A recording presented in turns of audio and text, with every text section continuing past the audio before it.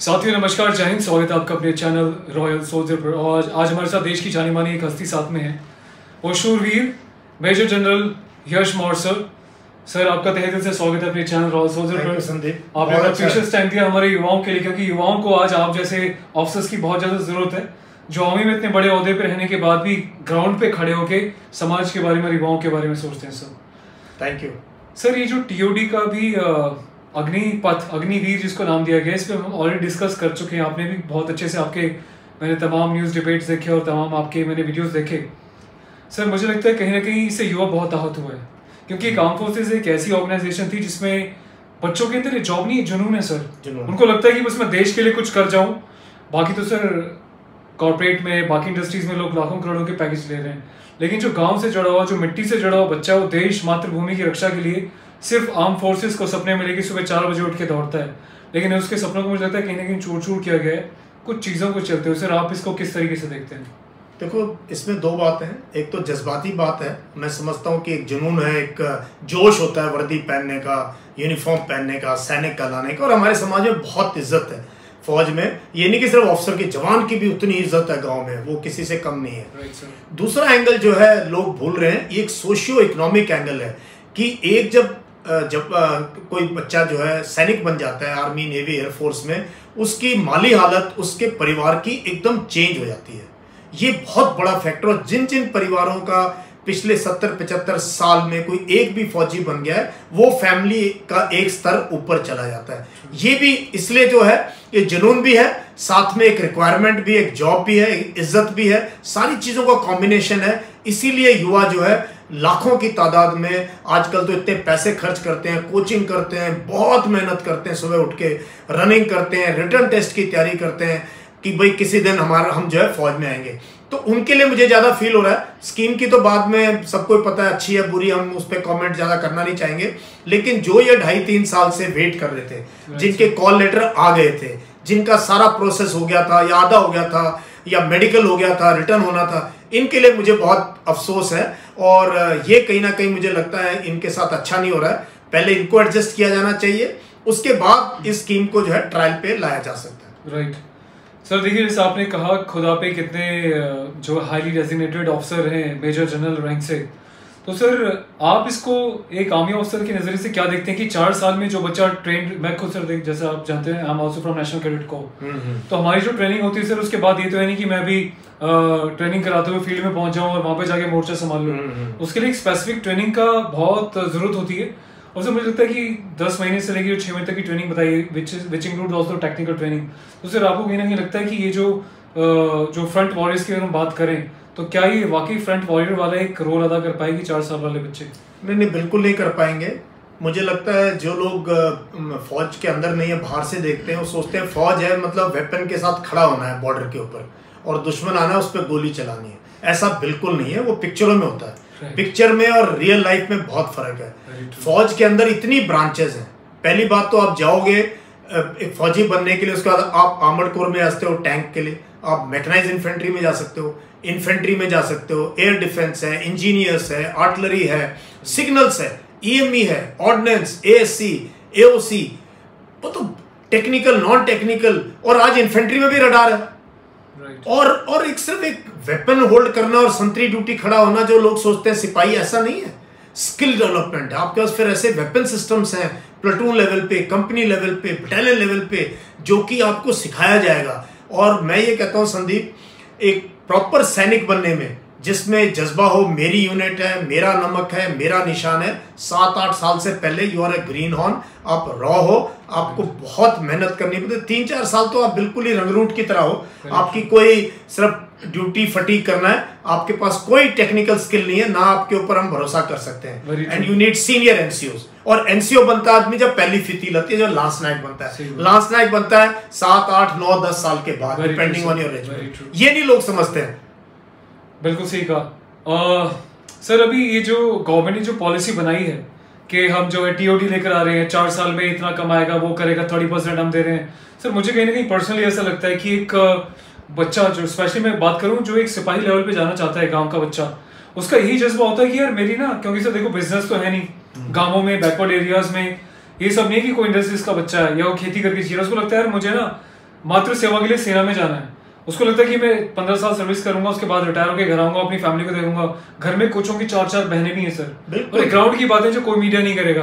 वो सोचता है कि मेरे एक बच्चे की जब फौज में हो जाएगी सेवा तो घर में 3 बहनों की शादी भी कर देगा। एग्जैक्टली बूढ़े माँ बाप को संभाल लेगा, घर बन जाता है, पक्का घर बन जाता है, बहनों की शादी हो जाती है, मोटरसाइकिल आ जाता है। ये सब काम 4-5 साल में हो जाते हैं क्योंकि तनख्वाह फौज की अच्छी है। और खास तौर पे मैं देखा है नौजवान जो है वो जाना चाहते हैं आरआर में, वो जाना चाहते हैं हाई एल्टीट्यूड में, वो सियाचिन के लिए वॉलंटियर करते हैं, यूएन में चले जाते हैं। आपकी यूनिट यूएन चली गई, आप समझ लो 6 महीने भी लगाए तो सोच लो 3-4 साल की तनख्वाह एक्स्ट्रा हो गई।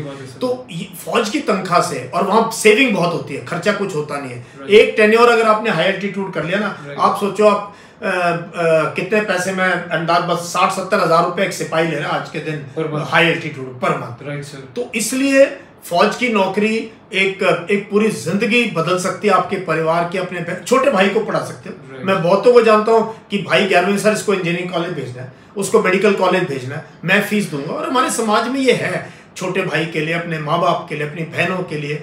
ये तो इसीलिए मैं कह रहा हूँ, ये आप एक इंडिविजुअल को आघात नहीं कर रहे हो, लाखों परिवारों के लिए ये बड़े सदमे की बात है। Very true sir. ये सारी बातों से आहत होकर बच्चों ने कल बहुत बुरे स्टेप उठाए हैं। मुझे कहना नहीं चाहिए पर ये बहुत दुख की बात है कि युवा ने एक जॉब को अपने पेरेंट्स के ऊपर समझ लिया कि आपने जो है सुसाइड तक के स्टेप उठा लिए। तो सर ऐसे युवाओं से आप कुछ संदेश देना चाहेंगे? मैं यही कहूंगा, बच्चों अगर आप सचमुच में सिपाही बनने आए थे तो जिंदगी में फाइट करना सीखो। और सिपाही की ना, मैं हमेशा कहता हूँ, the strongest power is not in your hands, it is in your mind.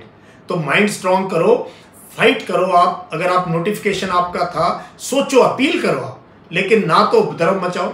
इससे कभी शोभा भी नहीं देता कि डिफेंस एस्पायरेंट है कि ये कुछ कर रहे हैं, नहीं, बिल्कुल नहीं करना। और कृपया करके कोई गलत स्टेप, मैंने सुबह ही एक वीडियो डाली है बच्चों के लिए कि प्लीज कोई गलत स्टेप मत लो। आपके माँ बाप कितने गम में सारी उम्र निकल जाएगी। ये छोटा गम है, आप केपेबल हो, आप पढ़ाई पूरी करो, कुछ ना कुछ करोगे। 6 महीने साल के बाद आप कहोगे चलो कोई बात नहीं, मैंने अपनी लाइफ दोबारा स्टार्ट कर ली। But please don't do anything which involves कि आपके माँ बाप, आपकी बहनें रोती रह जाएंगी। ऐसा कभी भी मत करना, ये मेरी आपसे अपील है। और ना ही don't fight the laws and believe in your government.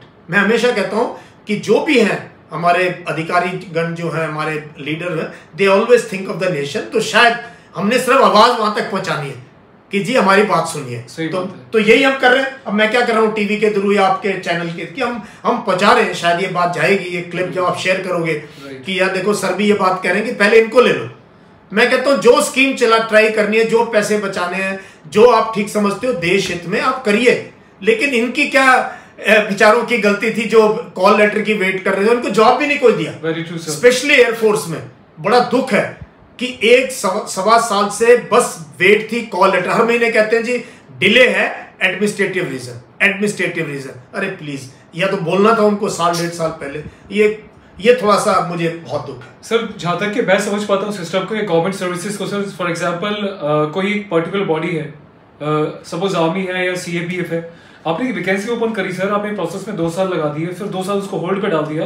तो सर मेरे हिसाब से एक रूल होता है कि आपने जो वैकेंसी ओपन की है आप उसको एकदम से हटा नहीं सकते, जहां तक कि मुझे नॉलेज है सर।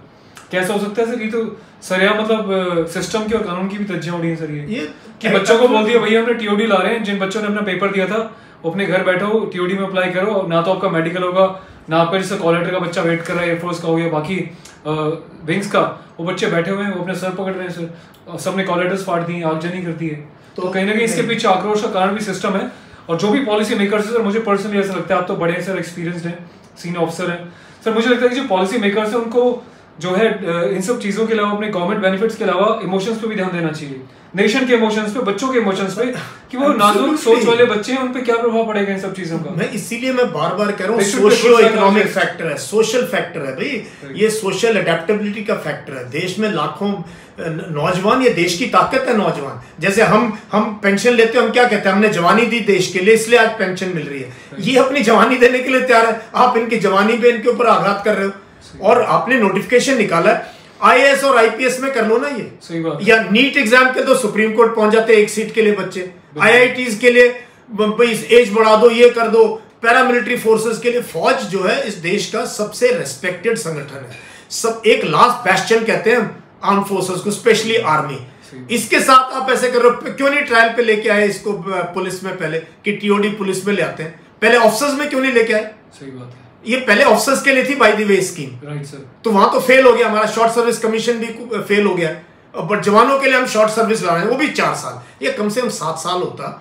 या इसको रिवर्स कर दो कि जी 25% को हम घर भेज देंगे, 75 को रखेंगे, फिर भी मैं कहूँ चलो इतना बचत की कोई सरकार ने, देखो बचाना है, इकोनॉमिक फैक्टर भी है देश के आगे। अगर पेंशन का बिल इतना ज्यादा है, पे का बिल इतना ज्यादा है, तो हमें और तरीके ढूंढने ना। क्या देश इतना गरीब हो गया कि हम सिपाहियों को तनख्वाह नहीं दे सकते, इसलिए हम भाड़े के सैनिक लेके आएंगे? ये दुख की बात है सर। ये कहेंगे सैनिक की छवि में भी क्वेश्चन मार्क खड़ा करता है। रोड पे जब एक सैनिक चलता है, उसको खड़े होकर बच्चा सल्यूट कर रहा होता है कि किस जज्बे के साथ फौज में आया और ये देश मातृभूमि की रक्षा के लिए हमारे लिए अपना जो है पूरा समय दे रहा है। फैमिली से सेक्रीफाइस करता है सर, हेल्थ से सेक्रीफाइस करता है, हर एक एनवायरमेंट में वो रहता है। लेकिन जब 4 साल के लिए भेजोगे, टूर ऑफ ड्यूटी का मतलब कि टूर थोड़ी करने जा रहे हो आप कि बस्ता टांग लिया आपने, घूमने चले गए, मौज मस्ती में ड्यूटी कर लिया और घर आ गए, ऐसा थोड़ी होता है। This army duty is not a tour. या तो टूर हो सकता है या ड्यूटी हो सकती है।